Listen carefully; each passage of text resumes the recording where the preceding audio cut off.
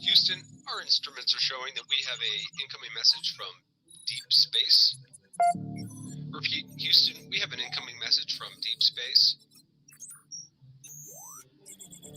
Houston, we will begin playing message now.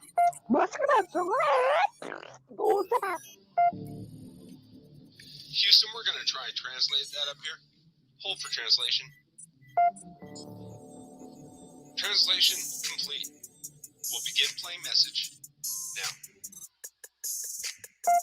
Hey, it's me, Melissa. What do you do when the aliens invade? Take a shot of MK Ultra and watch Melissa Jade. Put on your tinfoil hat and tune right in. We got that crime spree, flat earth theories, government conspiracies, a complex Mandela effects, unidentified objects, a mind expanding, fake moon landing, what it all bends understanding. It's me, Melissa. It's me, Melissa. Aliens is on the sun, or in Area 51. Time travels, unravels, haunted castles, tops are baffled, potential experimental thoughts that make you transcendental. It's me, Melissa. It's me, Melissa. Crime sprees, flat earth theories, government conspiracies, complex Mandela effects, unidentified objects of mind expanding, fake moon landing, what it all bends understanding. It's me, Melissa. It's me, Melissa.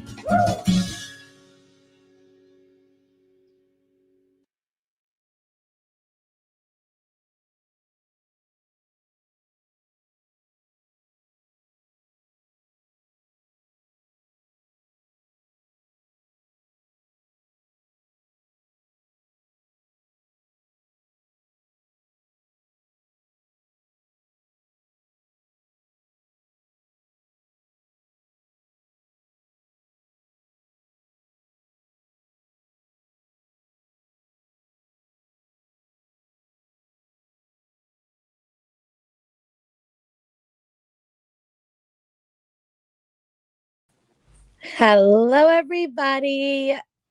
Can I just giggle for a second? Because I was scrolling up and I saw Little Red's comment saying, "Oh no, I'm not green anymore." And so Skylab used her membership emoji and said, and which thank you, Skylab, for being a member for 2 months. And she's like, "All right, I hope this works, guys." And then she sends a super sticker versus gifting a membership, which thank you so much for the super sticker. And then she's like, shit. Loretta, I was trying to gift you a membership. Alas, the gods have chosen to laugh at me. Why comb this? But it was just really funny. But that was just super sweet either way.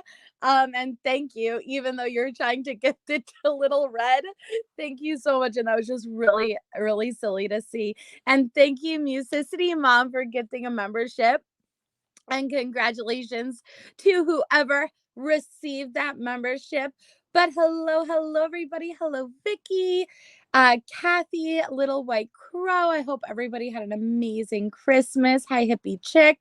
Michelle Lee. Oh, I'm happy that you had a safe trip. Hello, Adrian. Hi, Lottie. Lisa. Let me see. We have Tony, Crime Crochet Cafe, Lucia, Pointer Lover, KPM, Dawn, K-Braze, Cool Gamer, Brandy Wine and True Crime, Sadie, Pretty Bug, It's Not Rocket Science Dube, Crazy Cat, Nana Banana, Preschool Granny, Harlot, People May, Christina Chadwick, Cosmic Lotus Consulting, Kelly, Donna Barkley. Really need some laughs tonight. Hello, Mrs. Bendover, Petunia, Dawn. No, on Mondays. Wait, is it Monday? No, today's Tuesday. We do members only on Mondays. But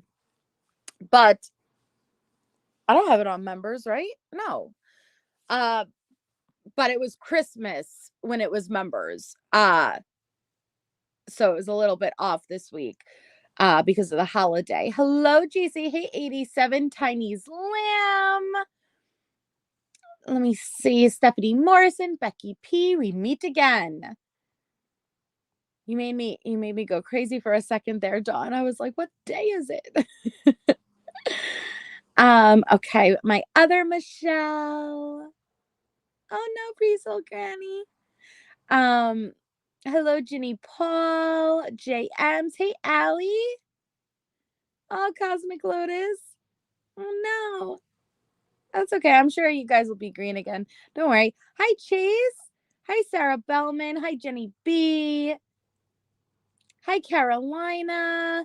I know I got to take my hat off. Hi, Teacup Crankin. I got to take my hat off. Hi, Amanda Love.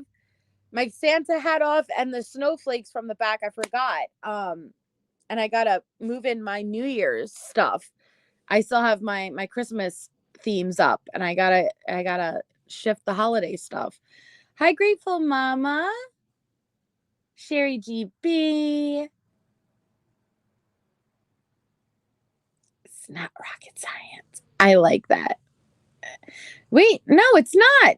You guys are bugging me out. It's not on. I see non-green in here. My members. Stop it. It's not on, right? No. Stop that. 87, you're not green. Stop that. All right. You're bugging me out. Stop it.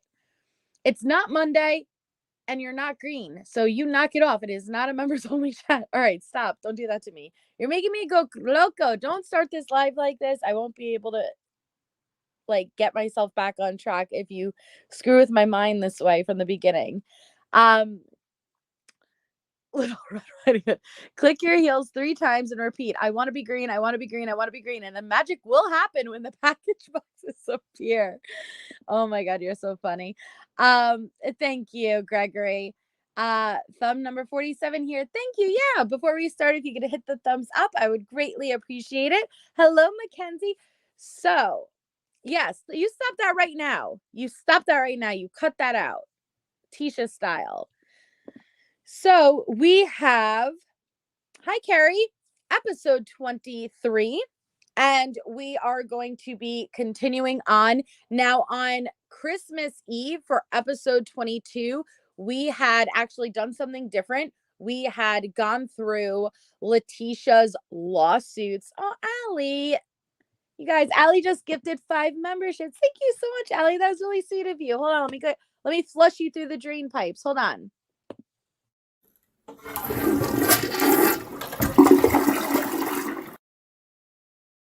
Thank you, Allie, and congratulations to the recipients. That's very, very kind of you. Congratulations, Dawn. Hey, Madam Mom. Thank you. Oh, she got you, Little Red. There you go. See? Thank you, Allie. That's really very kind. Hippie Crumbs. Congratulations to our newest members. So, on Christmas Eve, we did something different for episode 22, and we went through Leticia's lawsuits, which all of these lawsuits are available on Crime Curious's website. And it was really interesting. Leticia's suing for sexual harassment. Leticia's suing because they're going against her amendment rights with the kosher meals and then with the medical. And it's everything that we could have imagined Leticia was suing for, because it's Tisha. Come on. And so that was interesting. And it was interesting to do something different with it. And so now we're just going to bounce back to our normally broadcasted and continue on with where we left off with episode 21 with our incident reports. So I'm going to pull up with where we last were on for episode 21.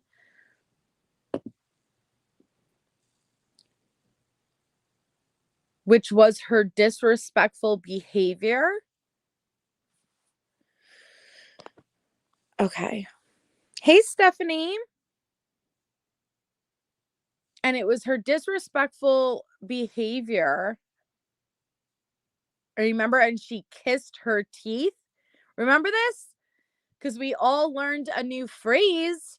Apparently, when you kiss your teeth, this does not mean you take your canines out and you physically kiss your teeth. This means you suck air through your teeth gaps, and it means that you are in disgust. You are not happy. You are, I don't know what word describes it, but you're like discontent. So that's where we had left off with episode 21.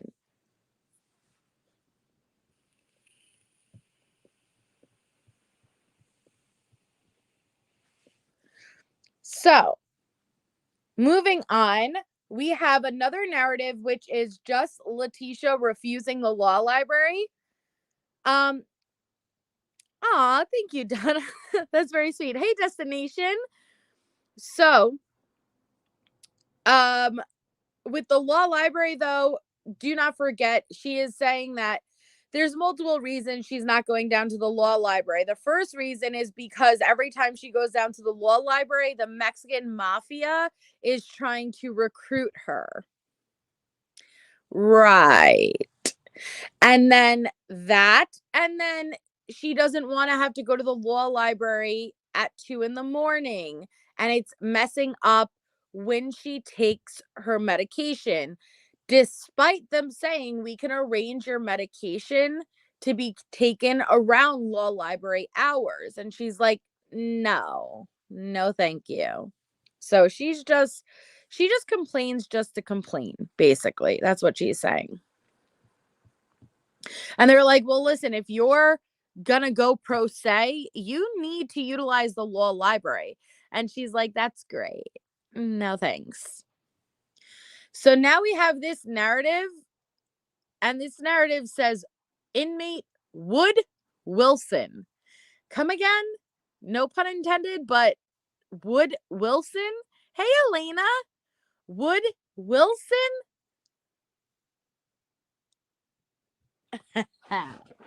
Don't mind if I do. All right. Well, we have not heard of this inmate before, but I'm intrigued.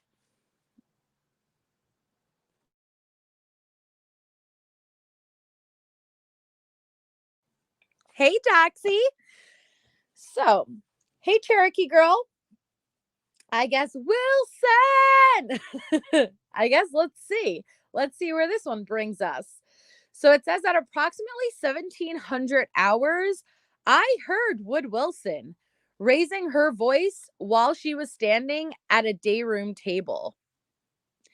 Inmate Wood Wilson began raising her voice as well. Wait. Hold on.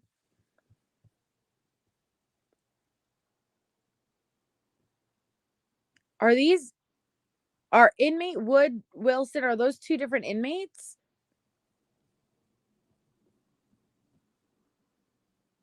Or is it inmate Wood Wilson, or is it inmate Wood, inmate Wilson?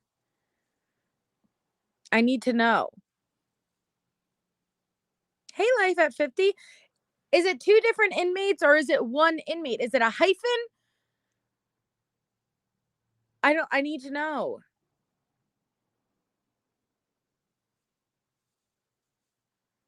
Hey, Just Jen.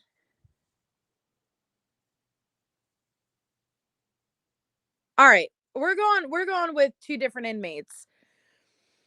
At approximately 1700 hours, I heard inmate Wood raising her voice while she was standing at the day room table. Inmate Wilson began raising her voice as well. I told both inmates to stop arguing. Inmate Wood walked away as I called inmate Wilson to the deputy desk to figure out what the issue was. Inmate Wood proceeded to a second day room table and approached Leticia, whom she was currently housed with, and began having a loud conversation that drew my attention. Inmate Wood informed me that inmate Wilson approached the table that she was playing cards at and began running her mouth. I asked inmate Wood if we could speak about the issues like adults, and inmate Wood stated, I want nothing to do with her. She can stay in her lane and keep my wife's name out your fucking mouth.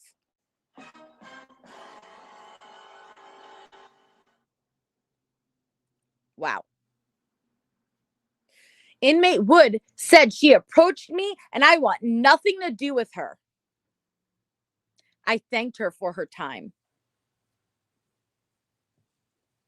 Welcome, Stephanie. Stephanie busted herself out. Welcome.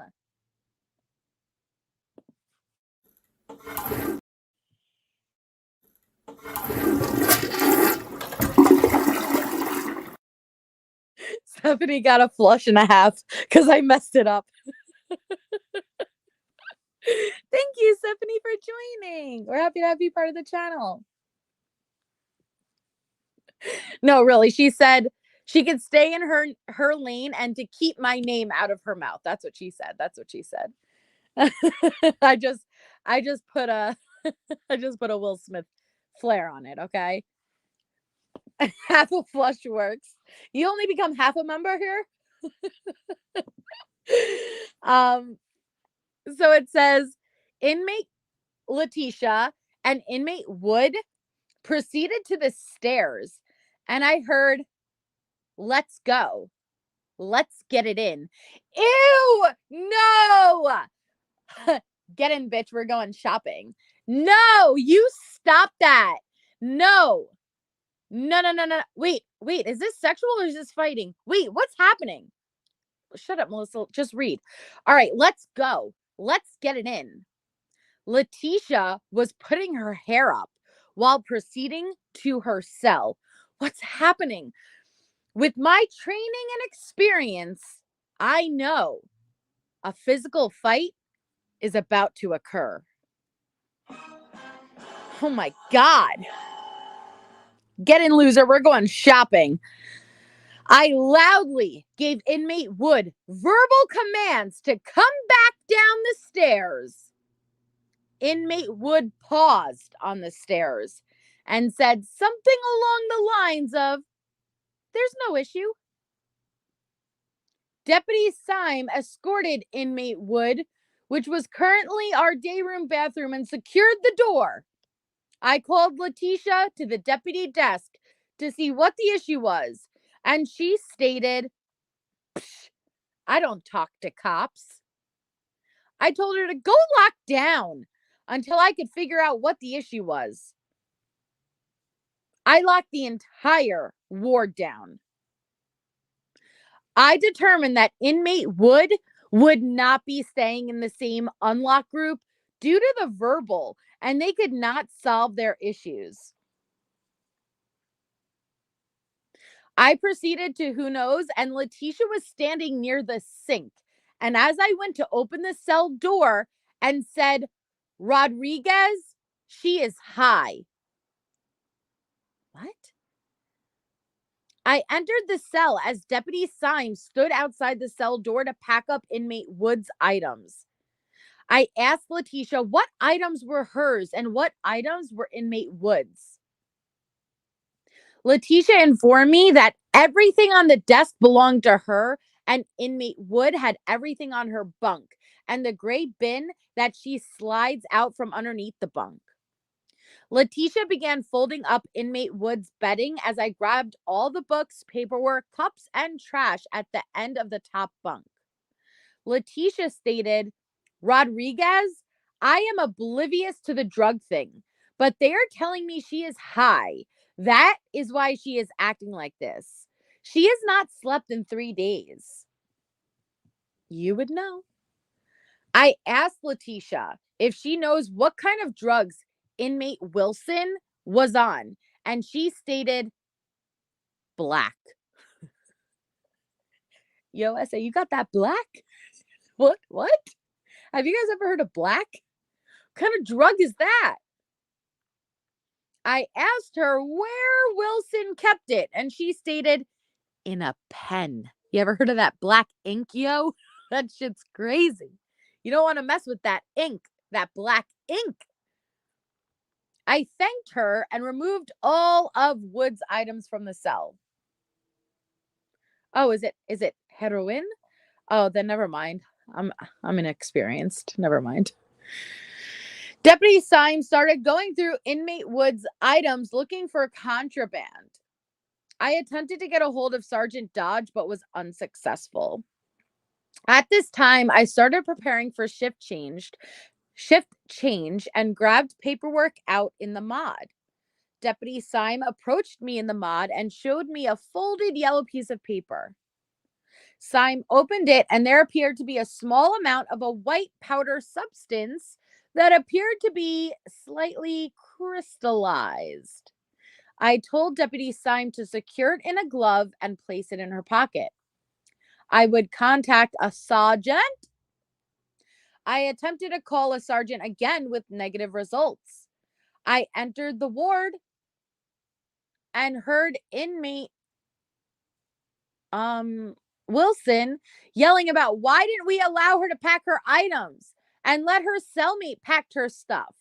I ordered her to stop.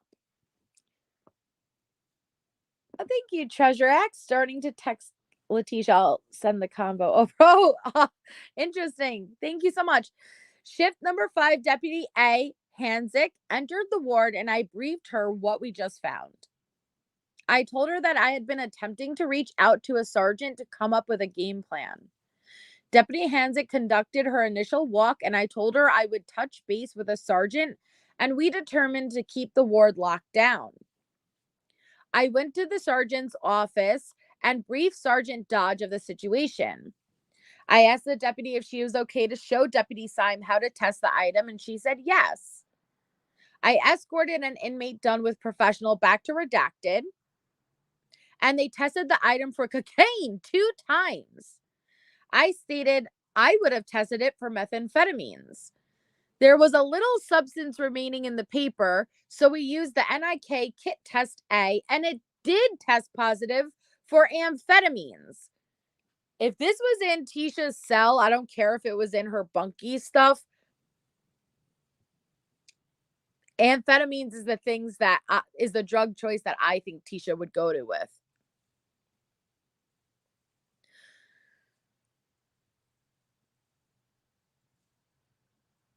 Deputy Syme and Deputy Shavaria escorted inmate Wilson to intake and release to go through the secure pass scanner and was stripped and searched. Inmate Wood was then escorted to the transfer corridor holding cell. I went to redacted, and Deputy Syme stood by in the redacted while I conducted the interviews. So at approximately 1939 hours, I read Leticia her Miranda rights and asked if she would like to speak with me about the issue with her cellmate. Leticia agreed. Leticia began telling me that inmate Wood had not slept in 3 days and not eaten in 2 days. Leticia said that her cellmate believed that other inmates' headphones were bugged and that other inmates were CIs within the ward. Sounds familiar. Leticia said she had originally thought she needed help getting her mental health medication and asked Wilson how she could help. Leticia said, I have never been around drugs and had to ask Vero what I could do to help her, and they all told me she was high. I asked if she knows where the drugs were coming from, and she stated, I heard the name Ocean. I asked if she knows if there are still drugs within the ward, and she stated 9. I thanked her for her time and sent her back to the ward. I thought you didn't talk to cops.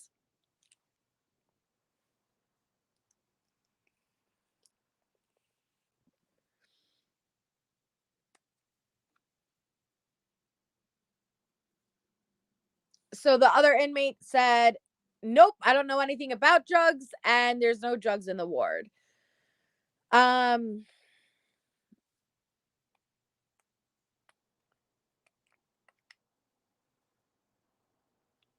So Rodriguez said the drug that she was on was clear and there were no more drugs in the ward.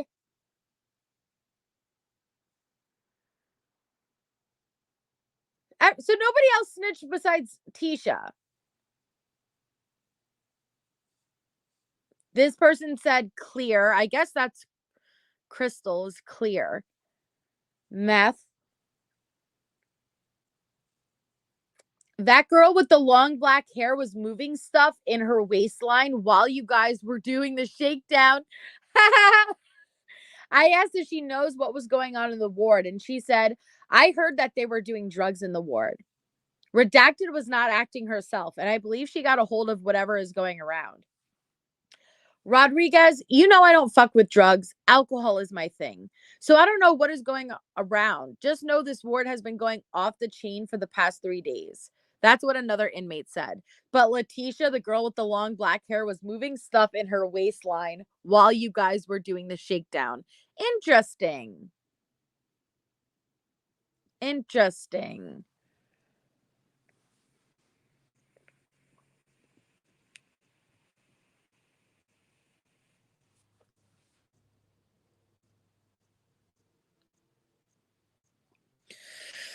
So this narrative is meth found in A1.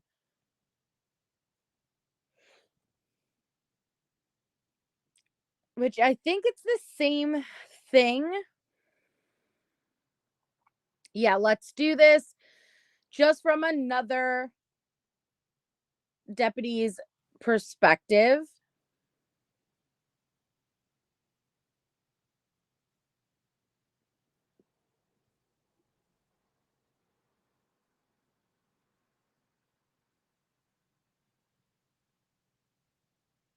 Okay, hold on.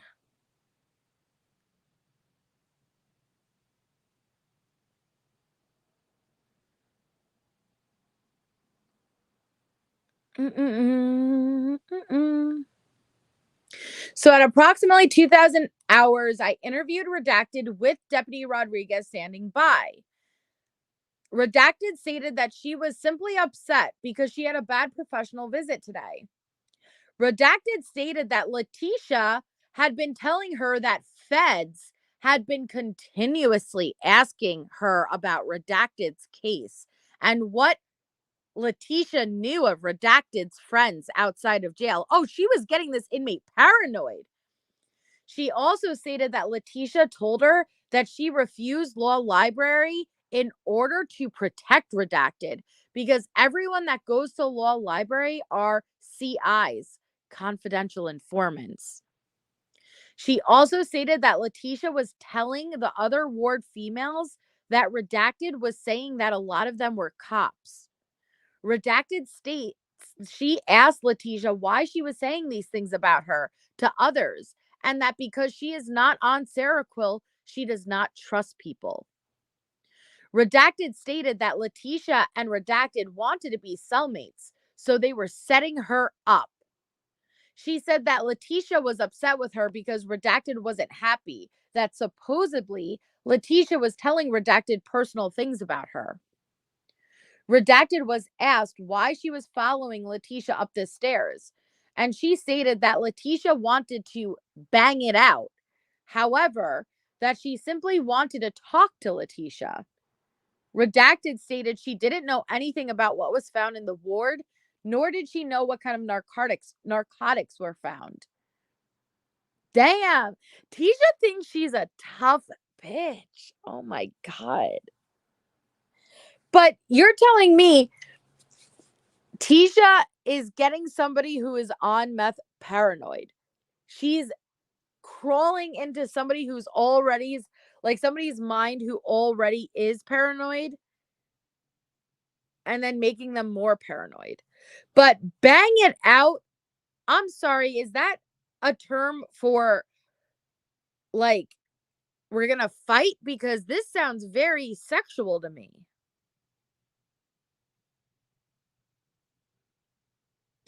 The same as up here when the officers overheard them say,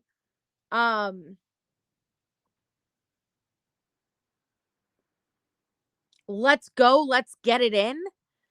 I've never gotten into a fight and said, all right, meet me outside, let's get it in, baby. Like, no. Or let's bang it out. That's not what I say when I'm about to fight. Is that what you guys say?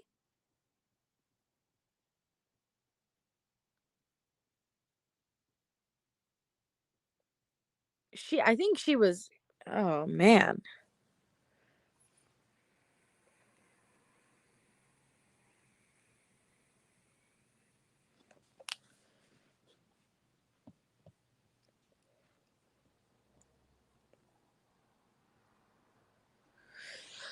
I seriously pity anybody. Hey, T. Adams. I seriously pity anybody who has to go down on Tisha. Oh my God.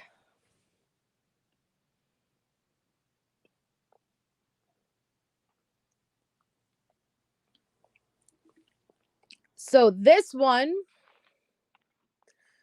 is a mask report. Yeah, like the most is like, let's get ready to rumble, which I guess can apply for both a fight or sexual, but like, I've never said, let's get it in. Never before I deck somebody. Never. That would just be awkward. So Leticia didn't wear her face mask. Okay, big deal. Whoop. Moving on. Alpha 1 informational. So at approximately 1930 hours, Redacted approached the deputy desk and stated that she felt uncomfortable in her cell because her cellmate scared her. Hey, Queen Olive. Redacted is currently housed with Redacted. Redacted began to explain that she had been interviewed a few days prior regarding a shakedown that occurred in the ward, and she had new information. Oh, Jesus. Redacted stated, Redacted is involved in all of the drugs. All of them at that table are.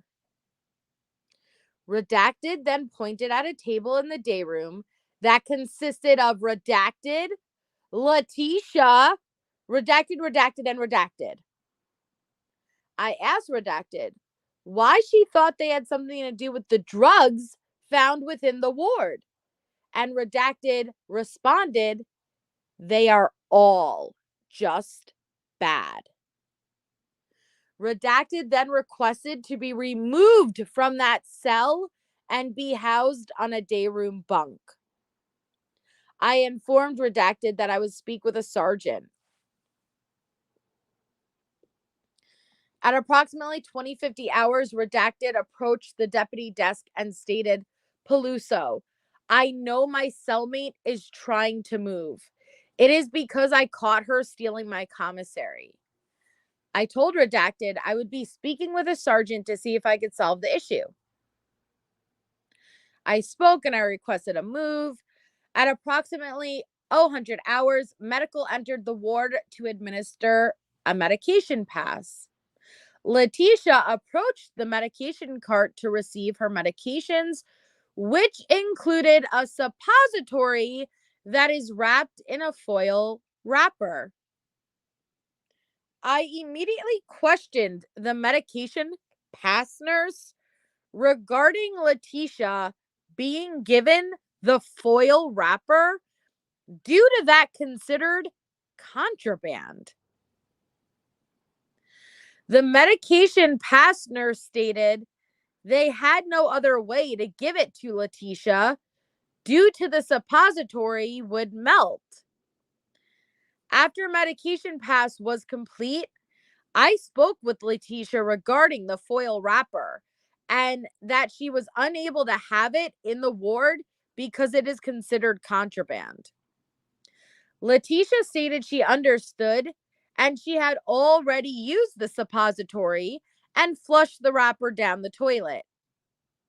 I informed Leticia that if she was not being honest with me and was caught with the wrapper at a later time, she would be written up for possession of contraband.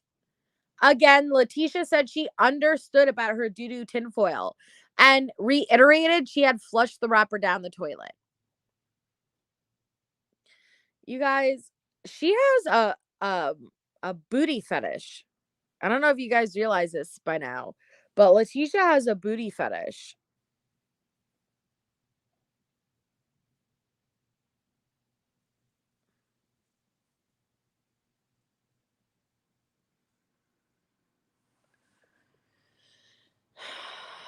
Tisha.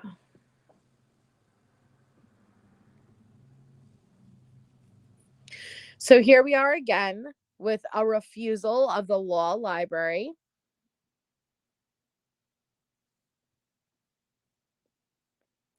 Then we have Leticia and inmate, I don't know, disrespectful behavior. Oh, do you now, Tisha? So at approximately 1300 hours, as I was giving Tisha her kosher lunch, she became very upset by saying, "This is bullshit. They do this to me every time. I am supposed to have a fruit and cookie as well for Cheshvan." What? Sorry, I don't know what that is. Does anyone know what that word is? As well for Cheshvan?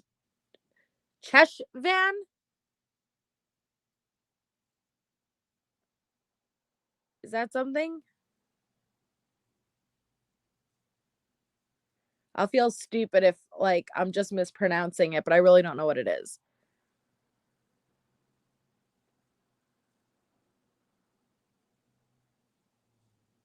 Cheshvan?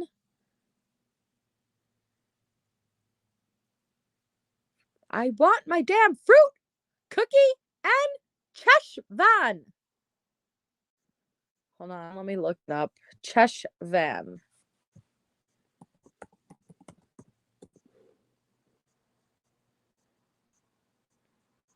Is the second month of the civil year and the 8th month of the ecclesiastical. No, that's definitely not what we're talking about here.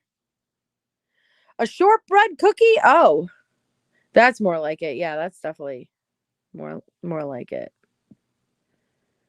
Okay. So, I am supposed to have a fruit and a cookie as well as another cookie. Leticia continued to mumble comments under her breath as she went back to her cell and secured. While waiting and walking a check, I was stopped by Leticia and was asked, did I ever call the kitchen about her meal being incorrect? About a fruit and a cookie, guys. I informed Leticia that her kosher meal was supposed to be cold. It is all she was receiving, and that I didn't understand what more she needed. Leticia interrupted me and told me to stop talking and listen to what she had to say. Oh, no, she didn't. Meanwhile, behind her, her cellmate, inmate interrupt, was rolling her eyes and saying, she doesn't fucking get it. She isn't listening. Leticia stated that she was missing items from her lunch bag. And upon reviewing, I saw that she was. I informed Leticia that I would call the kitchen to get it fixed. Leticia continued to yell over me, saying that what I was doing was illegal and that they both would grieve me. Leticia also commented, I know you don't like me, but that doesn't mean you have to act that way and keep my cookies. I walked away from her cell to call the kitchen to get Leticia's order fixed, in which they did. I walked back to Leticia's cell to give her the missing items for her lunch and informed her that her behavior was unacceptable when I was trying to only first understand and then help. She replied it wasn't me, but the kitchen crew who was frustrated at and apologized for the miscommunication. She then snatched the cookie from my hand. Nothing further to report.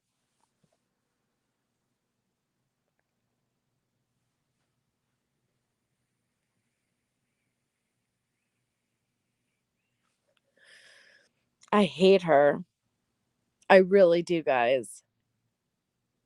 Oh, it's my favorite. You guys, it's my favorite. We got a Leticia. Odd behavior. No.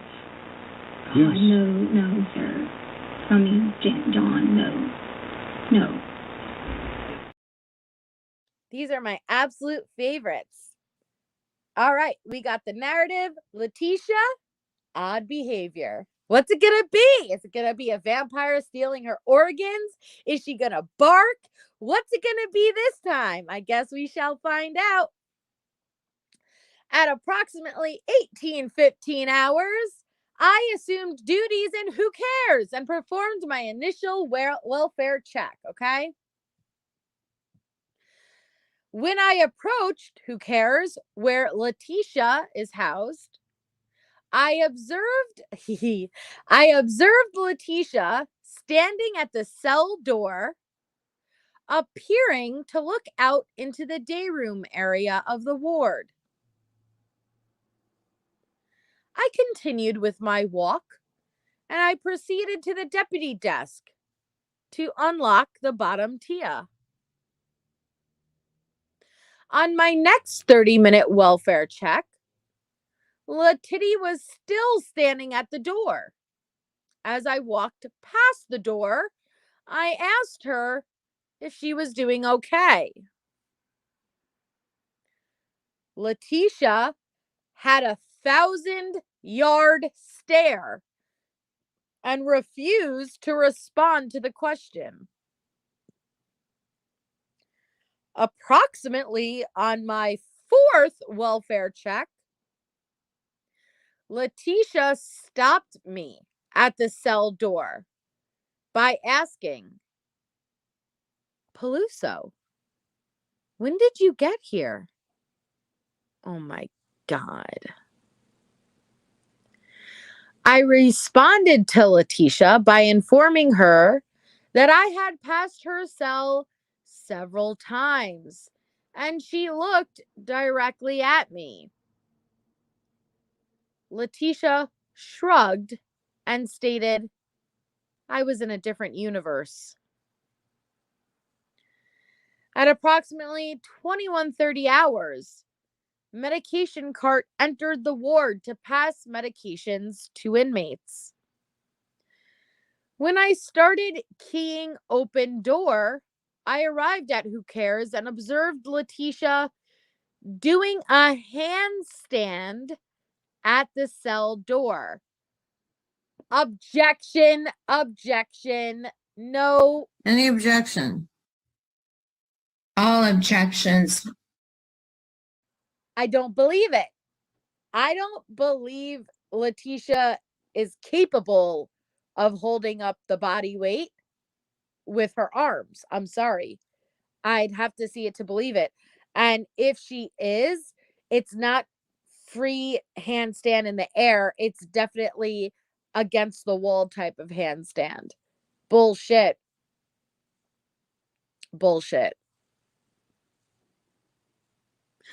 I knocked on the cell window and I directed Leticia to stop to prevent her from injury. Yo, bitch. You're gonna hurt yourself. Knock that off. Leticia started laughing hysterically and stated, ha ha ha ha, I was a 1996 Olympic gold medalist. I won't hurt myself. Tisha. Oh, she's so transparent. Oh my God. All right, Bruce. You could do it, Bruce. Oh my God. She really thought all of these were going to be used in trial. She said that upside down, guys. She said that upside down. Make sure you have that mental image. She said that amid handstand. Ha ha ha! I was a 1996 Olympic gold medalist.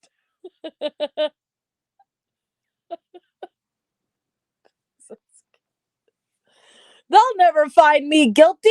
Look how crazy I am. Oh my God. You're not crazy. You're just stupid. Oh my God. I again directed Leticia to stop, which she complied. When Leticia came down to the medication cart, she was speaking with the nurse and stated, ready? I was diagnosed with DID when I was younger. Oh, really? Were you? Were you, Tisha? How convenient to say that to your nurse. Because when trial came along, did you have any documentation to prove any diagnosis of DID? No, you had to wheel old fucking Dorothy Lewis in there, right? And even she couldn't save you. Even she couldn't save you. Oh my God. Standing by, I asked Leticia, what does DID stand for?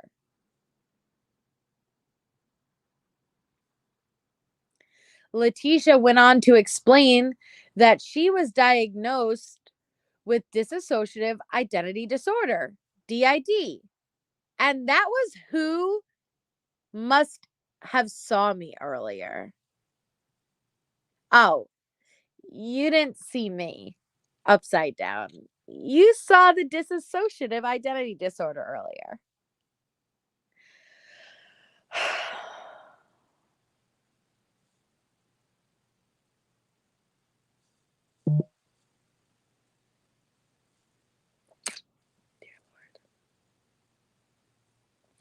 I asked Leticia, who must have seen me? Leticia replied, my alternate identity, Maria Sanchez. She is really protective.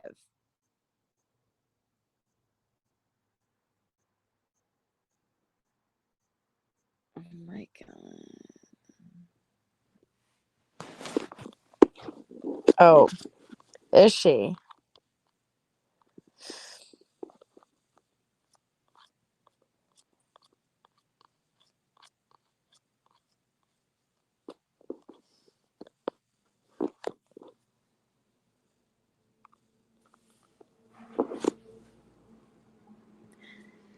Must have been Maria.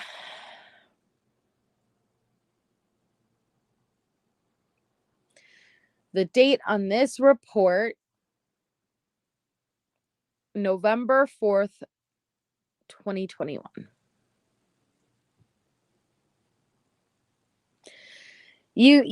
That wasn't me. That was Maria. Okay. The hired assassin.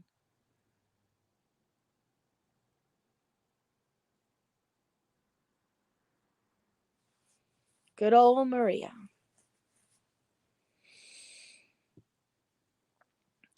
So that's my alternate identity, Maria Sanchez. She is really protective of me. Leticia then stated that she was in a manic state because she had not slept or eaten in a few days. Let's hear a word from our sponsor, shall we? You were big. I'm serious. You look big.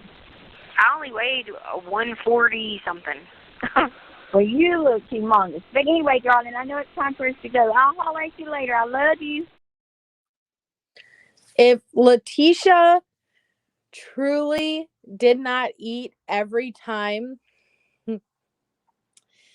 she claims she hadn't eaten, for the amount of time she claims she hasn't eaten, she would have ended up in medical a lot more, okay?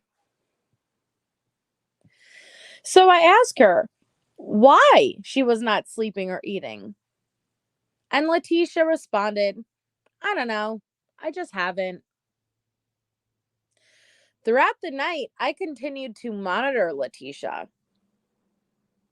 Leticia spoke with Redacted for approximately an hour after medication passed, and then appeared to be sleeping throughout the night. I guess she has slept that night. Apparently she slept that night. No problem, right? Leticia woke up for breakfast and came down to retrieve her kosher meal. Oh, so she ate just fine that morning? Oh, did she now? After breakfast, Leticia appeared to be sleeping prior to the end of my shift. So not only did she sleep through the night, she woke up, got breakfast and ate, and then after breakfast she went down and slept more. So she's relaying to you she has not slept or ate for days. But then when you are consciously paying attention to it, she did nothing but sleep and eat. Perfect. That sounds exactly like something Tisha would do. I briefed Deputy Snipe of Leticia's behavior and continue to monitor her. You guys, I can't. Hey, Shay, I can't. I know, Elena, but she makes me so mad. She makes me so mad that she thought that anybody would ever take her word for anything. And she thought for 1 second any of this would ever be used.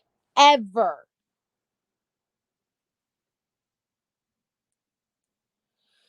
And then we have to listen to the calls and she makes fun of other people and calls other people dumb. Oh my gosh.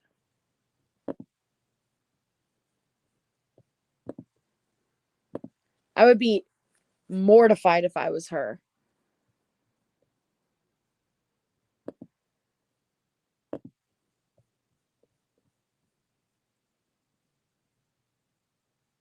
Ew. So this narrative is cheeking and sharing meds. Does that mean in your mouth cheeks?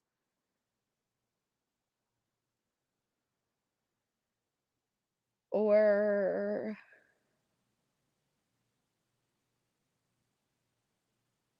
I know, Michelle, I say it funny. I know.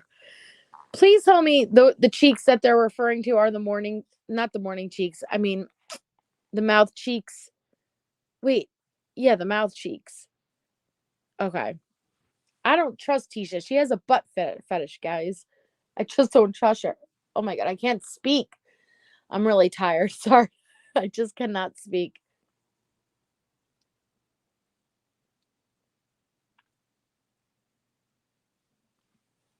You never know with Tisha, Little Red.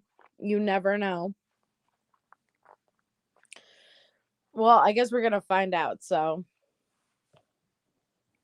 it's the bootay cheeks.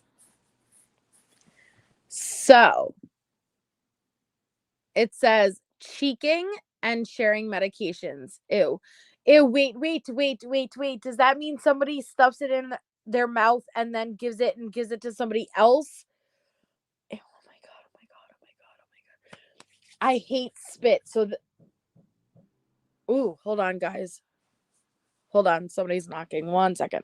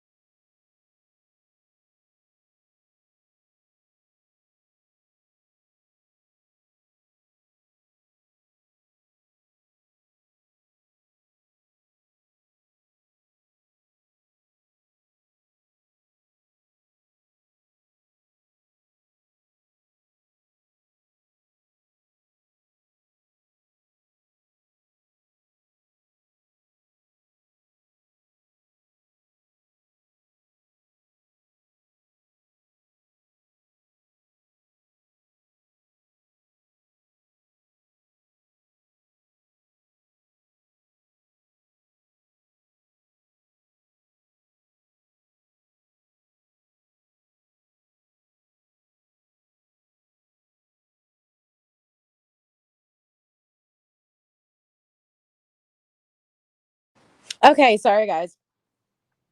Whew. So, is this when somebody... Oh, man, now I'm going to be out of breath because I ran. Is this when somebody stuffs medication in their mouth and then takes it and gives it to somebody else? Because doesn't it partially dissolve? That's gross. Ugh. That's my... Ugh. You couldn't... Nope. So it says at approximately 10:15 hours, I was called by a deputy in intake and release and was informed that inmate Cheeky was going to be leaving for out of county court in Denver. A short time after Cheeky was transported out for this appointment, intake and release called stating that Cheeky would be remaining out of county for the weekend and to send down her belongings. The pass down I received from the shift prior was that some of the inmates had been caught passing notes while out of the ward, and some of the notes referenced drugs.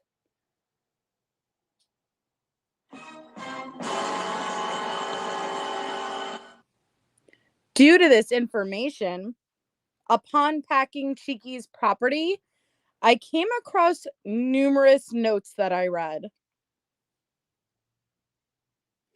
How is that possible, harlot? Jesus. Many of the notes were from an inmate who identifies themselves only as S.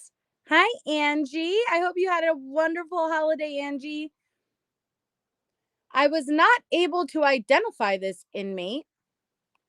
Inmate S was asking for redacted to pass off, was looking for Cheeky to pass off her morning medication of clonidine to her and Pinky. I was able to determine via the inmate's booking profile that Pinky is inmate caught, as Pinky is listed as an alias. There were several notes requesting Cheeky's morning medications from S and Pinky. The notes also referenced possible relationships within the ward. See, I told you, the let's get it in. They weren't fighting. They were making love. They were making sweet, selly love. They referenced several times an inmate named Redacted, and there are 2 redacteds within the ward. A shakedown was conducted of several calls in reference to the notes and other information provided. It was determined the note from the evening prior was given to the inmate by the night cleaning crew within the ward. Ooh, they even got the night cleaning crew. Well, that's a clonidine is for blood pressure. I believe it lowers your blood pressure, but it can be used to alleviate anxiety. So Leticia, who had been assisting with the shakedowns, had been the one with drugs in the ward, and she had brought them from when she was over in A2. The ward was informed that we were aware of their note passing and aware of the cheeking medications and passing of morning medications. They were informed that any more notes caught being passed would be a write-up. Damn. Tisha, but please continue to tell us that you have no history with drugs, because I highly doubt somebody, not saying it's not possible, I'm sure it happens, but if you've never used drugs prior to going to jail, I highly doubt that you would choose jail to be the first time you use drugs.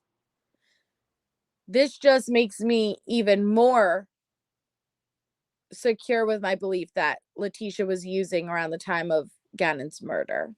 Oh, Kimberly, well, happy to have you part of the channel. Yeah, and she knows this, which I'm sure you maybe pick up, Elena, with time being spent, but she really wasn't there for that long yet. And she was locked down for so long in that beginning.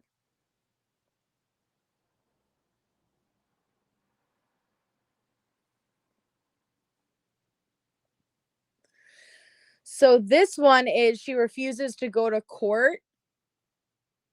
Leticia says she won't be going to court as scheduled. She said we are not giving her the medication she is prescribed, and she told her attorney she did not want to go anyways.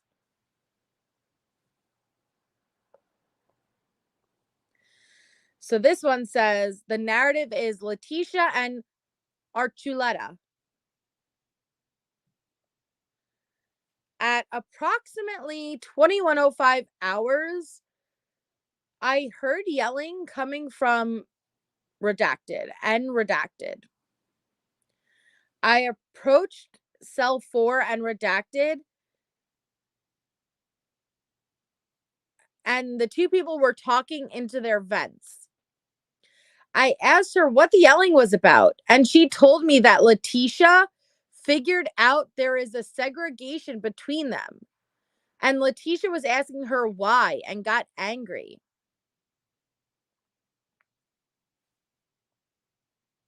Archuleta told her she had an issue with her charges. I was being honest with her, but I have never said anything to her or other inmates. I was trying to be the grown-up and do the right thing. I placed a seg between us because if I'm around her, I will say something or do something. And I'm really trying hard to stay out of trouble, Miss Meredith. People can't stand her for her charges. Her charges are nasty. I went upstairs to talk to Leticia, who was in the cell directly above Archuleta. Leticia was yelling, "That was a bitch move. Fuck her. She's a fucking bitch, and that was a bitch move." I instructed Leticia to shut up. Oh, I love it. She continued to be rude and was not allowing me to talk. I made it clear that if she continued her behavior, I would charge her and move her back up to Redacted. She complied. Redacted is housed with Leticia and was also making remarks towards Redacted, defending Leticia. She also complied and remained quiet the rest of the night. Redacted and Leticia are already segregated. I moved Redacted to keep them from communicating through the vent any further.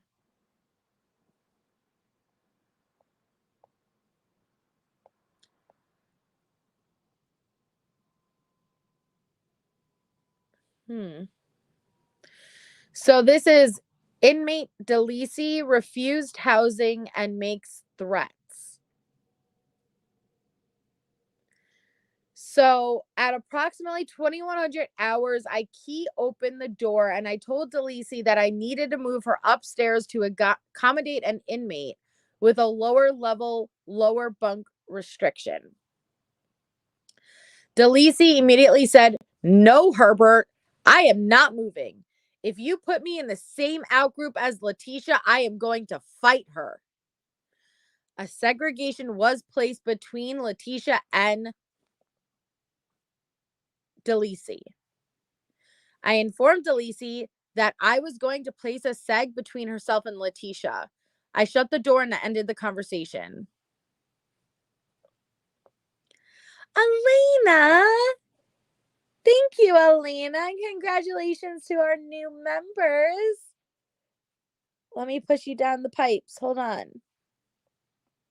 Wait, hold on. My big old fingers are messing it up. Hold on.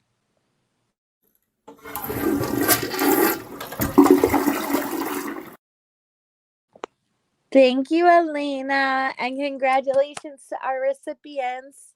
You're so sweet. Thank you so much. I love that people want to be nowhere near her.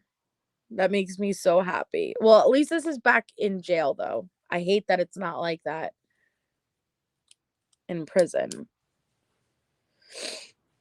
So this is inmate grant to A3. The 1900 move list was completed. Redacted was scheduled to move to Redacted. I told her she was moving and to pack her stuff. When I went back to her cell to see if she was ready, she asked why she was being regressed. I told her again she was moving to Redacted, and she said really? And I'm going to pay back Redacted. Redacted is currently housed in Redacted, and I believe Redacted was threatening Redacted to stay housed in Redacted with Leticia. Blank and Leticia have been housed together since October 2021 and appear to be very comfortable being cellmates. Since Redacted is manipulating housing and making threats, she will be moved to Redacted and written up in-house per inmate classification. Segregation was placed between Redacted, and Leticia. I'd be interested to know what inmates that was, because I want to know who Leticia is comfortable with and what charges they have, because you'd have to be a piece of poop in order to get along good with Leticia.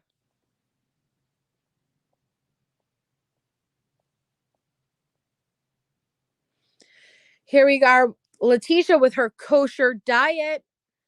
At approximately 1300 hours, I was walking around talking with inmates. I approached the table where Leticia was sitting with other inmates. They were making ramen, beans and cheese, and crushed flaming Cheetos to roll up in the flour tortillas they had. Doesn't sound too shabby if you ask me. I stayed and talked to them at the table until they rolled up their burritos with all of the ingredients, and I watched to see if Leticia consumed the mixture of foods rolled in her burrito. She did consume the burrito in front of me. Leticia then told me about the dessert they were making from the cake on the trays and crushed cookies and Chico stick candy.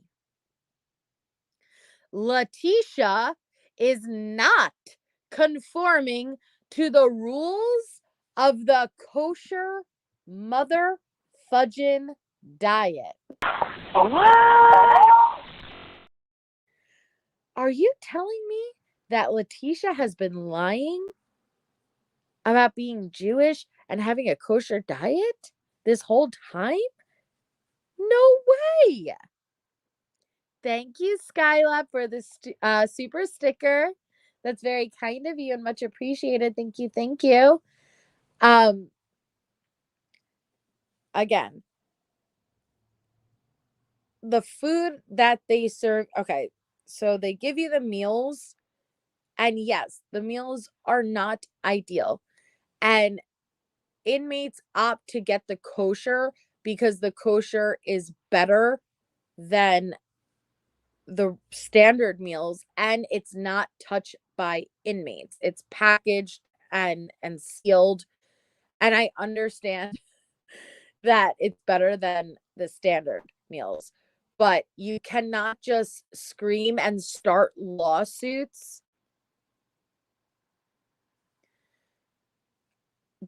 claiming that you abide by these kosher rules while also buying a shit ton of food off commissary unlimited and not abiding by them yourselves. She has filed lawsuits about the kosher guys. Yet if you don't even eat kosher, how are you going to file a lawsuit about it? That is how stupid Letecia is.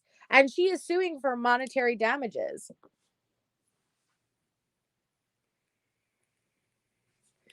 Freaking burritos, ramen, beans and cheese, and crushed flaming Cheetos rolled up in a flour tortilla. That's what you're eating, Tisha. Stuffing your fucking face. Don't tell me you haven't eaten in days.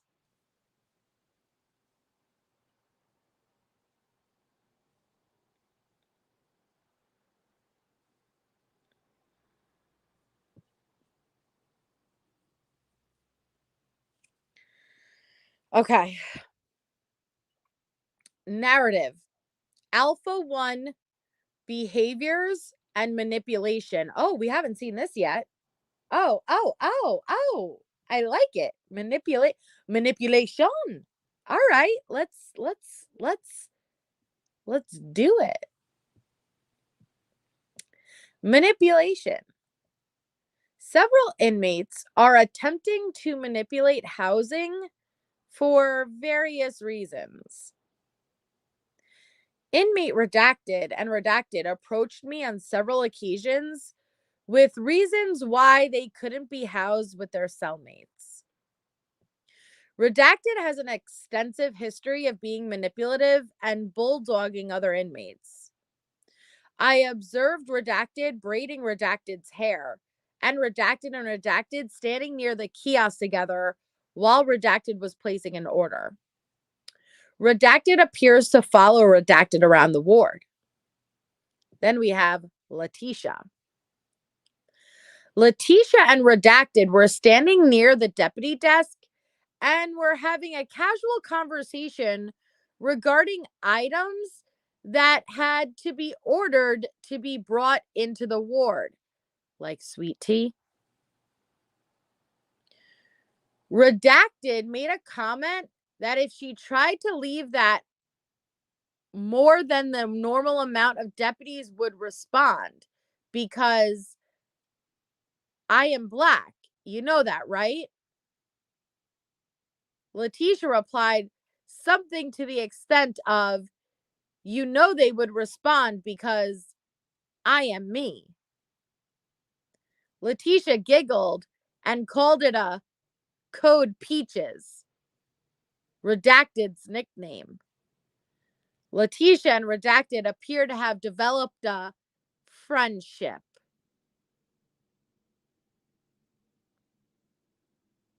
Ew.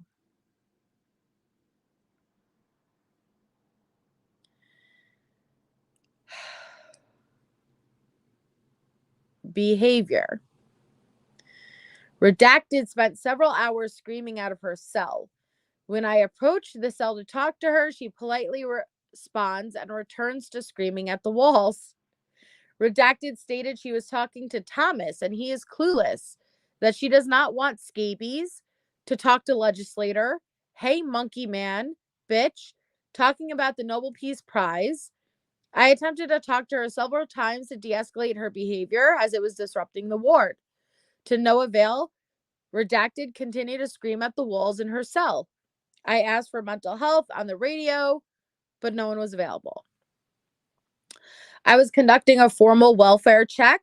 On the bottom tier, I heard an echo sound, indicating that an inmate was using the toilet to communicate with the male inmates through the plumbing.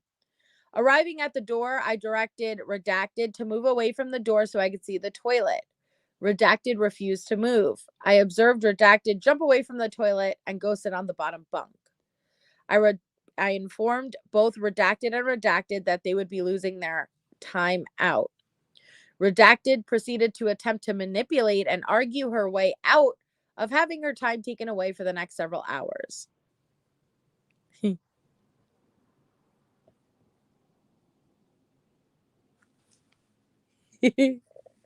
It's just so ridiculous, guys. This is her life now. This is her life.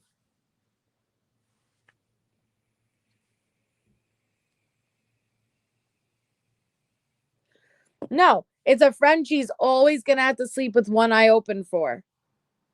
It's not a friend at all. Hey, Danielle Kirkland. Hey, Slick Nikki.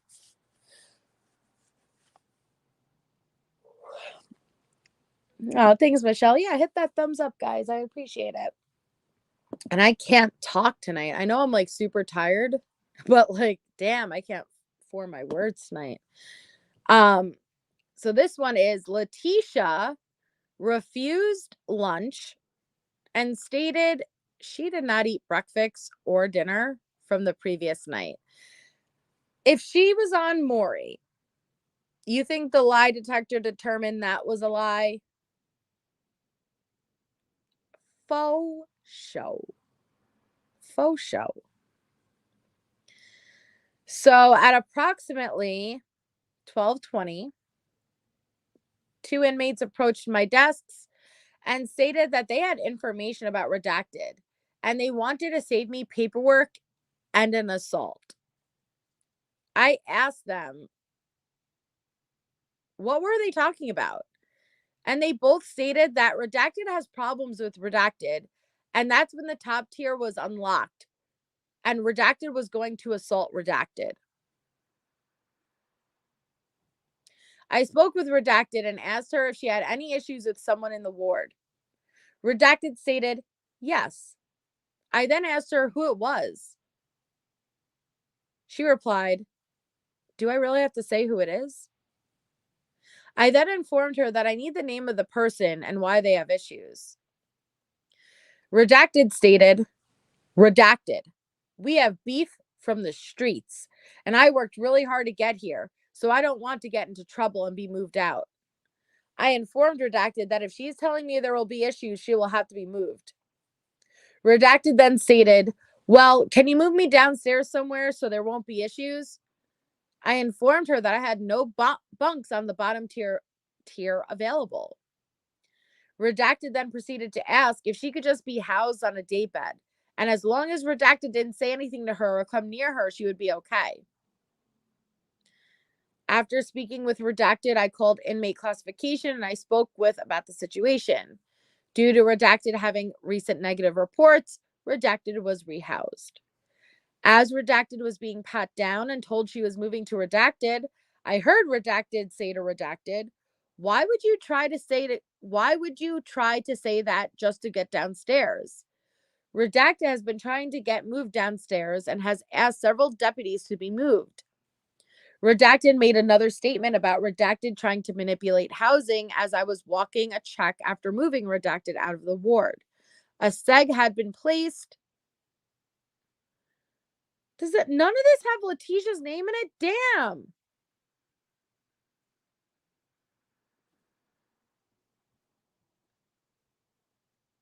That has Leticia's name in it.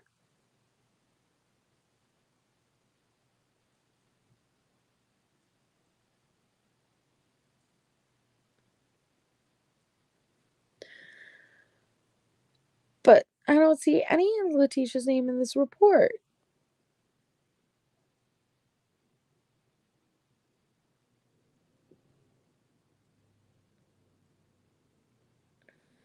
I don't know where Letecia was for that one. Probably the toilet talking part.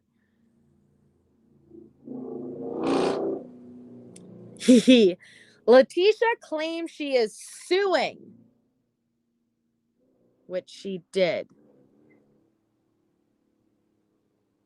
February 18, 2020, I relieved the day shift deputy and began to serve dinner within the ward.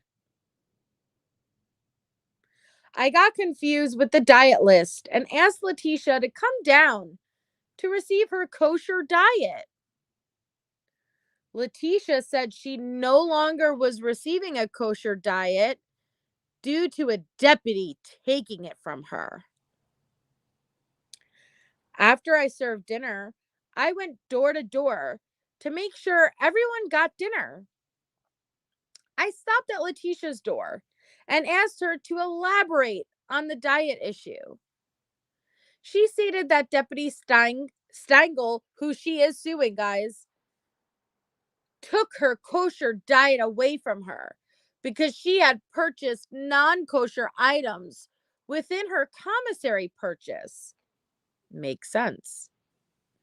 Letecia became very frustrated and angry and stated that she was going to be suing Deputy Stengel for her First Amendment right being violated. Wait, you didn't make any mention in your lawsuit that you were purchasing non-kosher items. Letecia went on a rant about how it is wrong that she took her diet away from her and said she does not eat the trays we give her. Letecia said she has been eating only her commissary items, such as tuna. Bullshit.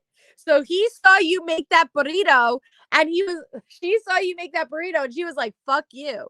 That's what happened. Good night, Chase. That's what happened. She saw you crush up those flaming hot Cheetos, those beans and cheese, and that ramen, and they were like, no more for you. Good. Good.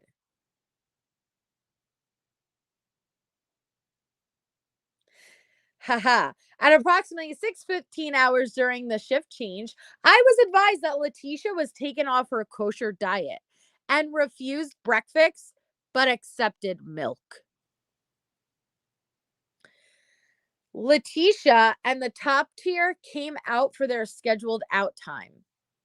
I observed Letecia eating commissary while sitting at the table with other inmates, as well as while she was walking around the ward. So she is eating, guys. At approximately 13:07 hours, lunch came and Letecia refused lunch. So Letecia is claiming in the lawsuit how she's never eating. She's not eating their trays, but she's eating commissary.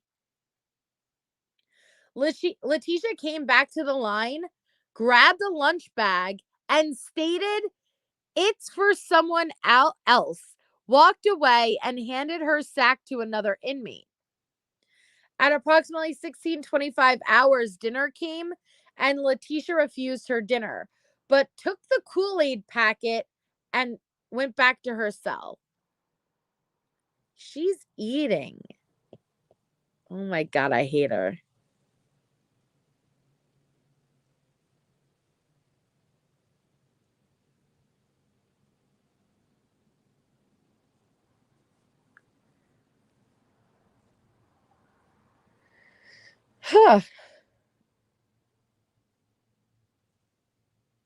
So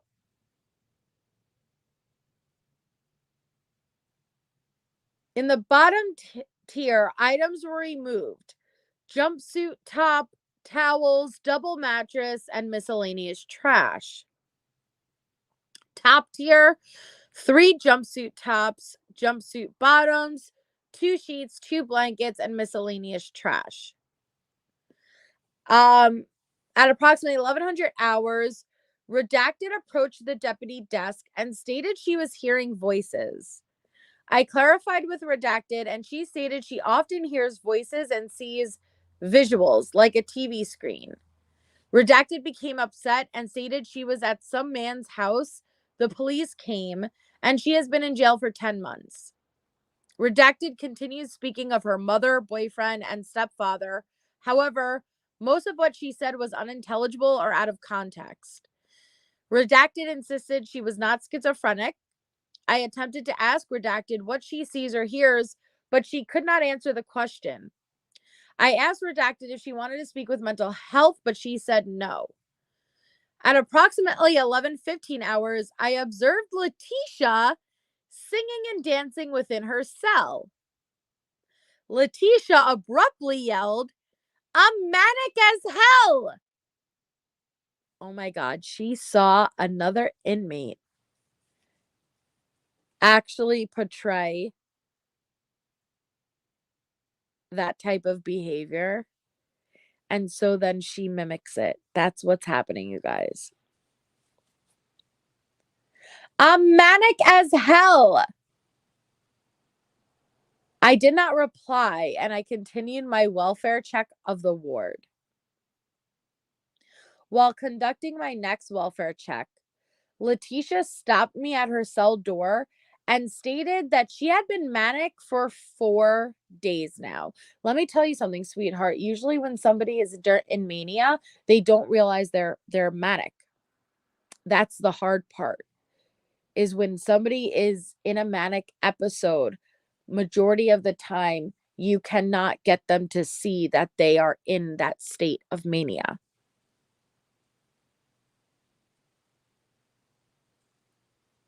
You're over here saying, oh, it's been 27 hours since my mania started. No. Do you know how hard it is to get somebody to see that? And do you know how unbelievably hard it is for the other person to even try to communicate to somebody when they're in that type of an episode? Because you do not want to offend them. You don't want them to take it the wrong way, but you have to try to, hey, I'm not trying to make it seem like you're unstable, but I can see that you are showing and exhibiting that behavior that is indicating that you're exhibiting that mania, you're exhibiting that manic, symptoms, but very rarely can the person identify it themselves. And it's really insulting for anybody who really does struggle with bipolar disorder or anything along those lines, because you're making it seem like it's very simple, and it's not at all. And you're not just crazy. A lot of times it can come off in a way that you're functional. You just go along like everybody else, and it's not always identifiable the way Leticia's making it seem like. No, it doesn't always work like that. And sorry, I'm doing such a bad job at explaining it. My brain's not functioning. I'm so tired, so I'm like, I can't even process my thoughts right now, but it's just not the way she's portraying it. So she says, I've been manic for 4 days now. Not the way it works. But she continued by stating that she does not get the medication she needs for, she's bipolar now. Okay, great. So she does not get the medication she needs for bipolar and is often manic for a week before she crashes. No, okay. So anybody who doesn't know, with bipolar, usually somebody who is bipolar, you will experience very high highs and then experience very low lows. They range with their emotions. There's not really just like somebody who is not bipolar. You usually just course in the middle. Somebody with bipolar is very up in your face and go. Let's do this. Let's do that. Very happy, and then they could be on the total opposite end of the spectrum and very depressed. And I don't want to talk to anybody. I don't want to do anything. And it could be very quick. It could last 24 hours, or it could last a month. It could last a couple of months. It's different lengths for a manic episode or a depressive episode. It ranges, it varies. It's subjective depending on when it hits. But yes, of course, over time, the person can identify when there's certain things happening, and they could say, all right, like I might be in, like a depressive episode. But it's very hard, especially with the manic episode, because it's different chemicals that are going through their brain, to see that there's something wrong, like that they're in that type of state. And it's not the way Leticia's. She can't even, the same way that she cannot portray a grieving stepmother, a stepmother who is concerned, she can't even portray mental illness correctly.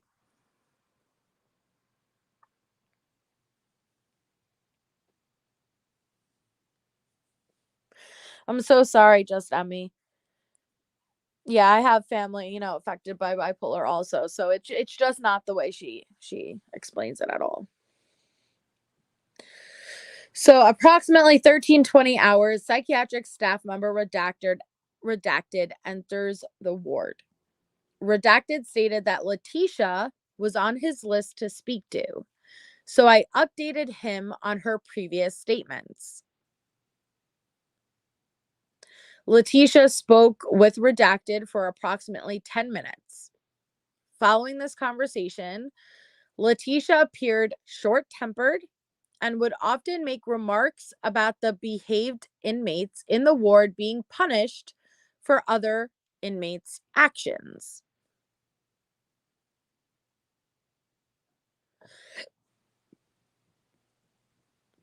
At approximately 14:15 hours, Redacted was being escorted by 2 deputies in the Alpha Mod from court advisements. Deputy Stevens removed Redacted's wrist restraints. She immediately began yelling about how tight they were and punched the wall multiple times. The deputies maintained control of her upper body and wrists. Redacted began crying and stated she asked for the restraints to be loosened.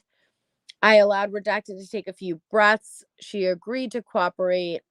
I don't see any more about Leticia, though. Okay, so we'll just continue. I don't think this is This isn't Leticia's. This must be the other. This must be the other. Where's her fingertip? Oh no. Oh no. Oh no. Yeah, that's not Tisha's. Her fingertip's gone. Damn. Oh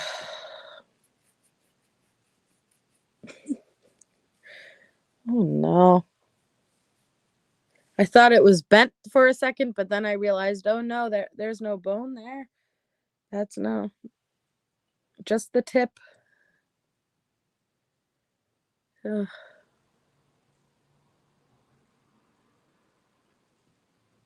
She needs a little bit of that commissary lotion, if you ask me, though. Damn, what happened? That's actually, like, to be fair, that's actually very clean.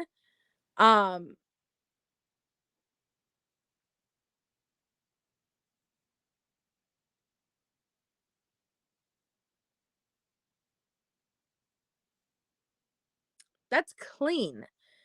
I'm surprised with how clean that is.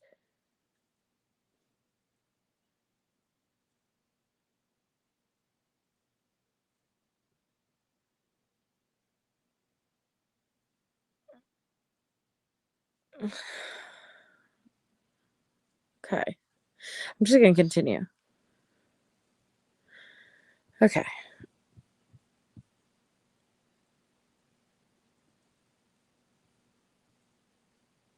Oop.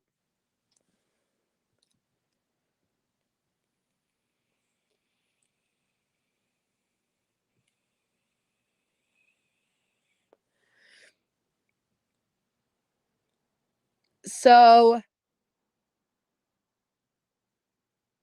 incomplete report. Segs against each other for an intimate relationship.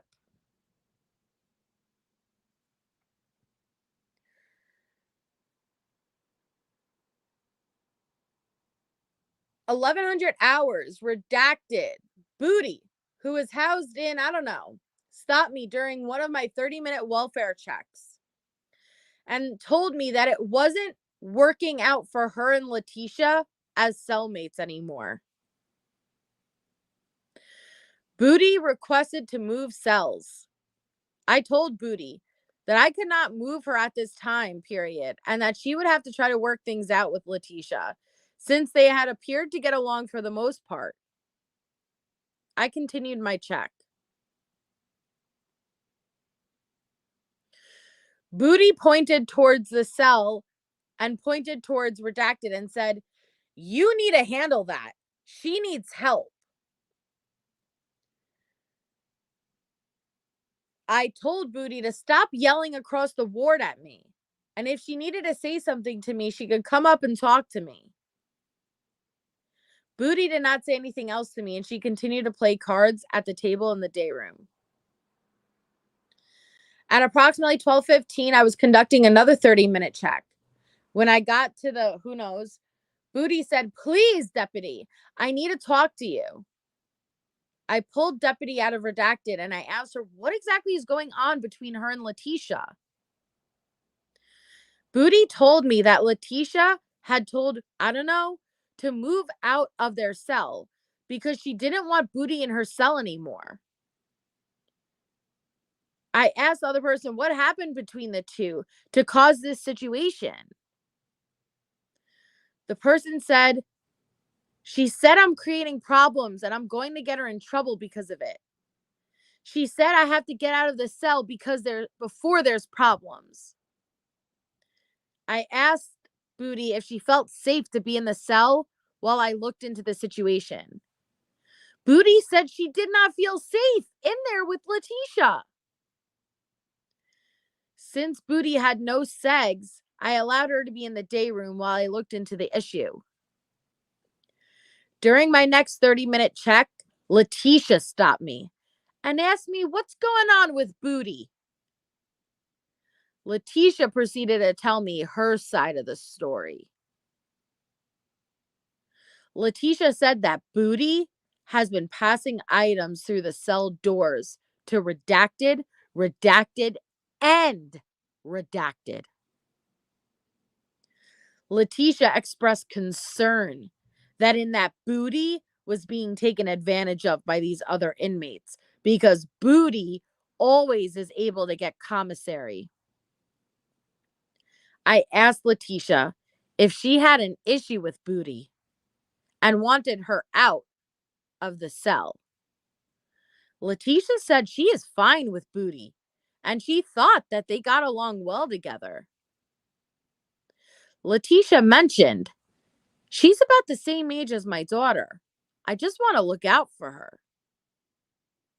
Leticia informed me that Booty had a girlfriend housed on the bottom tier and that Booty was trying to move to the bottom tier in order to get closer to her. I told and made Leticia that I would look more into this and that she shouldn't be worried that she was going to get in trouble for it. Snitch. She's out here calling everybody snitches and she's the snitch. On another 30-minute check, Leticia stopped me again and gave me a note that she took from Booty's property box and said that it was intended for Booty's girlfriend. Leticia told me that the note would support the claim that Booty and Booty's girlfriend were in a relationship and attempting to manipulate housing so that they could be in a cell together. Snitch! I thanked Leticia and told her that I would look into it some more. And I assured her that I would not tell any inmates that she is a snitch. At approximately 1300 hours, Booty volunteered to move to a daybed. I told Booty that she would not be moving to a daybed. I read the note that the snitch Letecia had given me. The note had lots of sexual language and established a relationship between Booty and another inmate. It did not name the other inmate. I called inmate class and I spoke with Bree and I informed her of the housing manipulation attempt and my suspicions of an inmate relationship between Booty and Redacted. It was determined that Segs would be placed between the two inmates and that Booty would be moving from Redacted due to multiple attempts of trying to pass items through cell doors as well as trying to manipulate housing. More to follow, ... You little snitch, and I don't even trust that that letter was legit. How are we supposed to know Leticia didn't write that letter herself?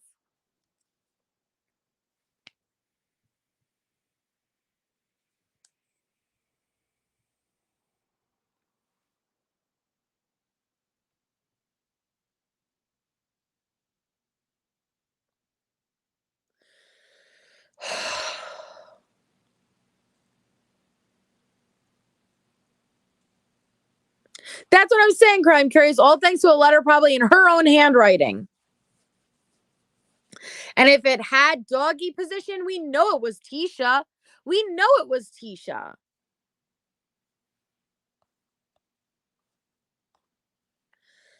So then we had a shakedown. They found double mattresses, twist ties, emesis bag from medical, and a medical measurement cup. There was a torn mattress with jumpsuits hidden in it and love letters. It appeared as if Redacted is running a store. Multiple sinks had tampons and miscellaneous items placed in the hole under the soap dish. Inmates had paper boxes and over 25 small shampoo bottles of Scrubby's cleaner. Many pads and tampons in the cells, one having 30 pads. Extra batteries, thermals, boxers, radios, headphones that didn't belong to the inmates. 7 garbage bags full. Headbands, torn, braided sports bras. We found Letecia had love letters and a photo of former inmate Redacted. Redacted is now serving a life sentence in the Colorado prison system. The envelope address from him used his home address in the area. Redacted had a business card type in her bunk. You guys, who is she writing love letters to, Crime Curious? Who would ever write a love letter to Letecia?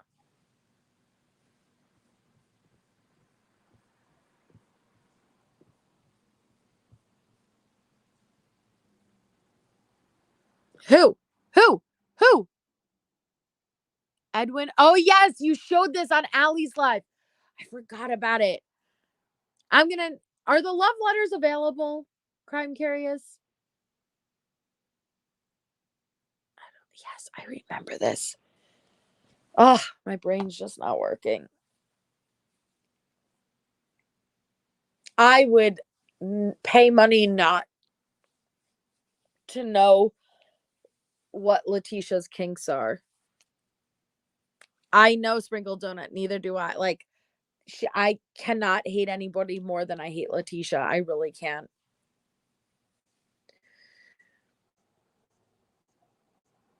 All right. This sounds like a glorious one. Letecia throws feces water at an inmate.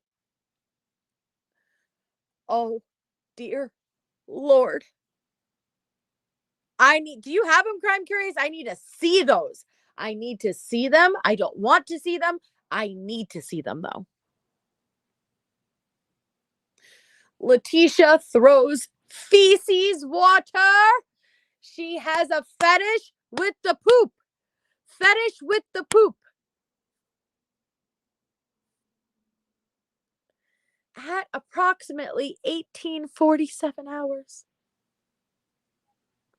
I observed poo emergency light flashing. I walked up to the cell and I observed Letecia punching the glass window on the door with her right knuckles. I asked her to stop punching the door and to tell me what was wrong. Letecia was yelling in anger that her cellmate, Poo Poo, had been leaving her trash all over the cell and she doesn't flush the toilet and her cellmate was filthy. You are one to talk. You are one to talk, Tisha. She doesn't hang up the toilet. How am I supposed to hear when my boyfriend calls if she doesn't hang up the toilet?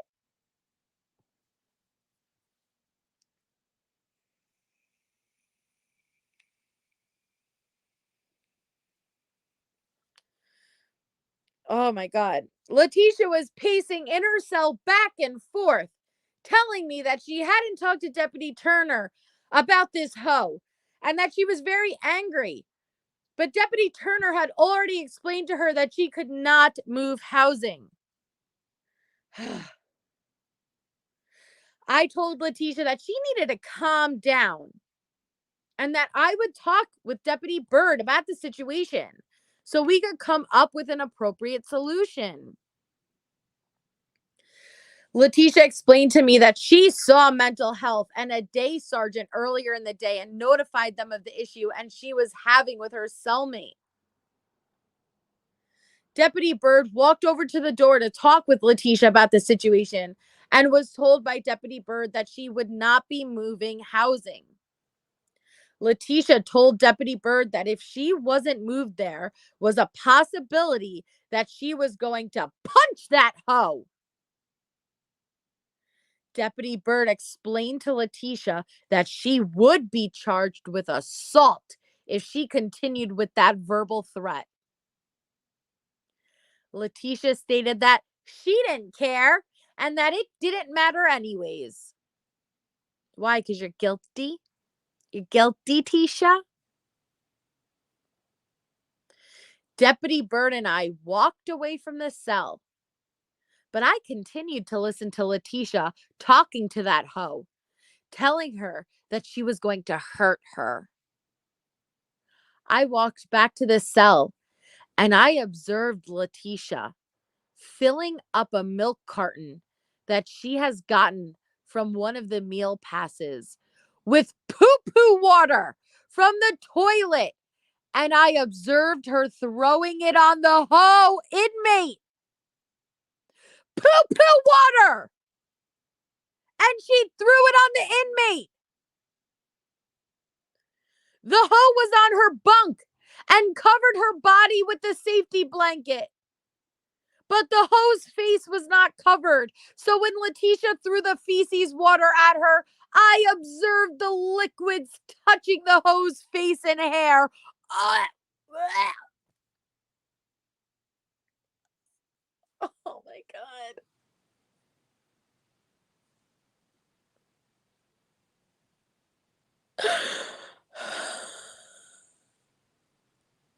I immediately called for a redacted.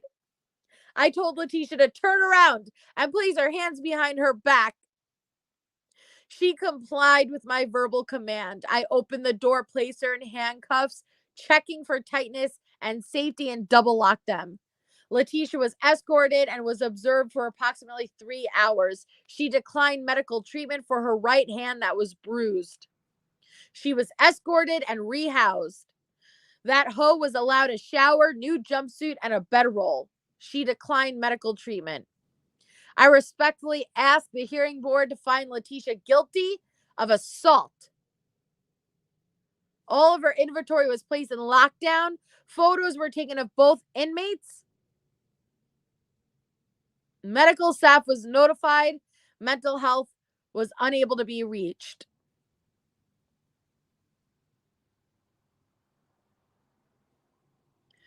So Letecia was talking negatively about her cellmate, asking to be moved. We told Letecia she needed to be an adult behave like an adult and make the situation work. Leticia stated that she was not talking to me, that she was talking to her, indicating the other deputy. I told Leticia that I was the primary deputy and that I would not be moving her. Leticia stated that if I left her in the cell, that she would assault that inmate.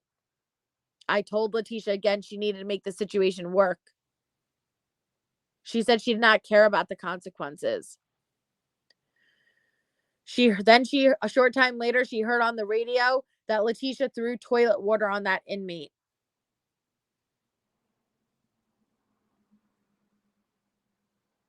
So she was charged with assault. She pled not guilty. Leticia stated she was not guilty because she has multiple personalities and Maria did it. Leticia stated she was having problems with her cellmate and attempted to notify staff about her concerns. Leticia stated staff was pushing her concerns off, which ultimately led to her losing control and turning into Maria.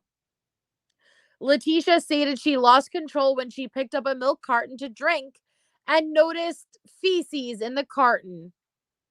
Leticia stated she remembered Maria tossing the milk in the room and then came back to her original self, Leticia, once in redacted. She was found guilty.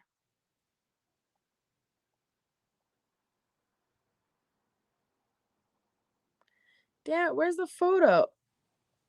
Damn it. They said they took photos. That is, I'm going to tell you guys why that is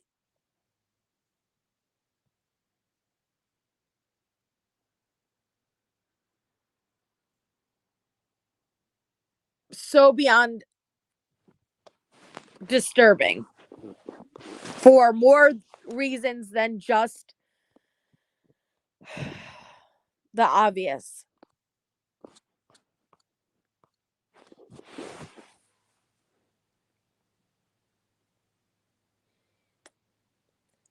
I think that situation accurately depicts what Leticia would do.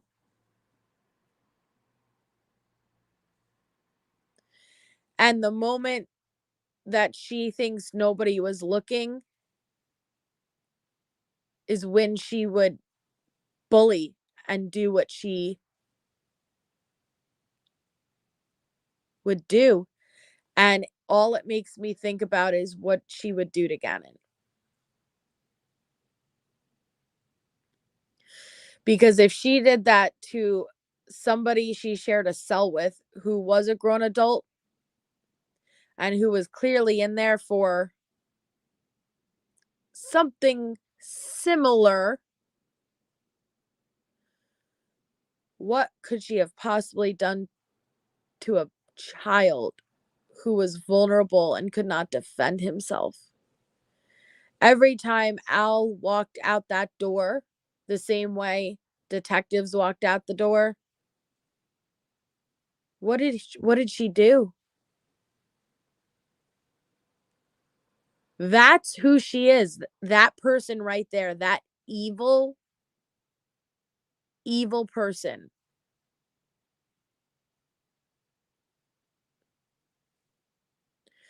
And that's why I say all the time, I think the abuse that Gannon had suffered goes so much deeper than any of us could ever imagine.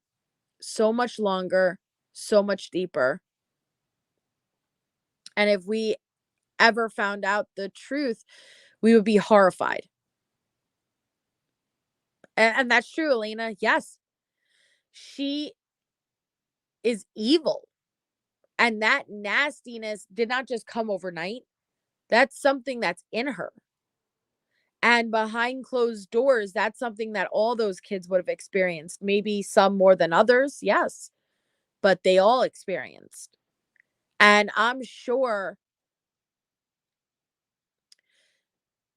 that a shift happens in her eyes. Now, if anybody is familiar with maybe a drinker, that's the first example I could kind of think of in my mind.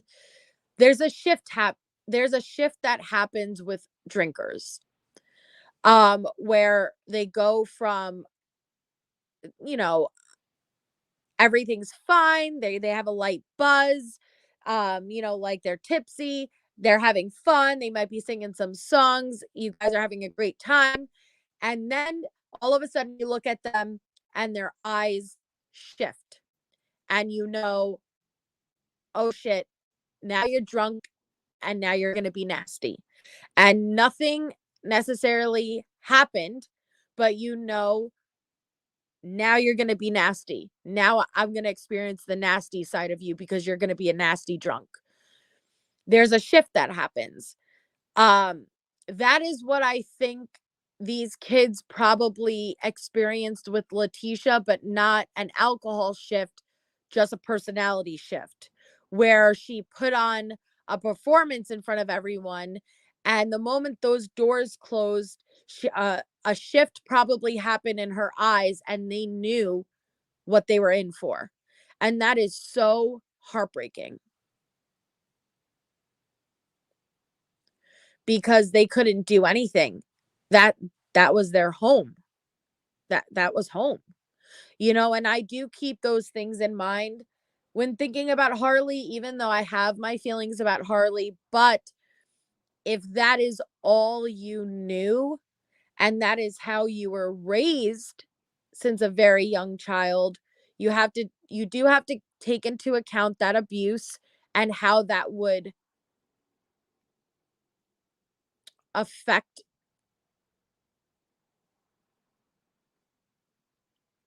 your decision making, how you may handle certain things even as you get older, because it will impact those things. Again, I'm not excusing anything, I'm just saying I take it as a factor. But I'm sure her eyes went black and there was nothing behind her eyes when she shifted.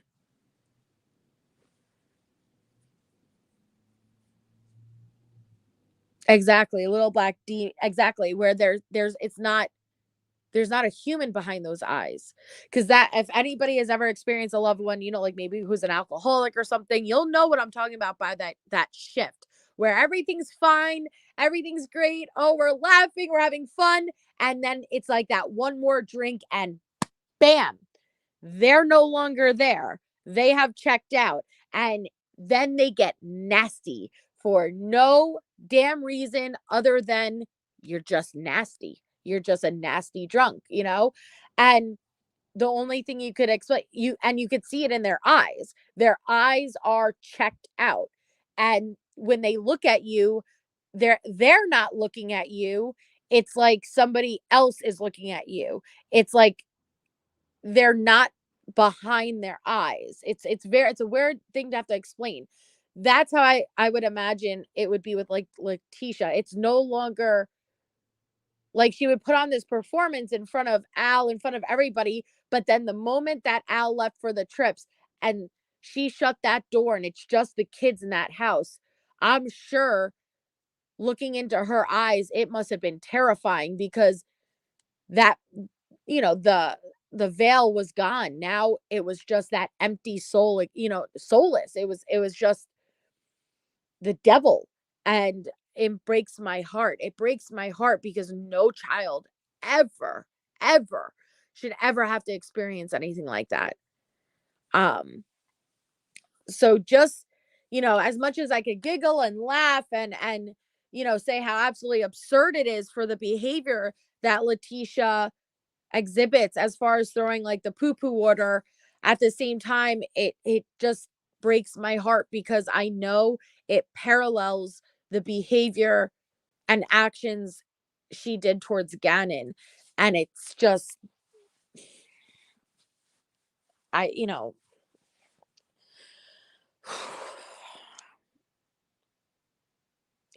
she can't hurt him anymore, though. It's the one thing I'm thankful for, is that she could never hurt him again.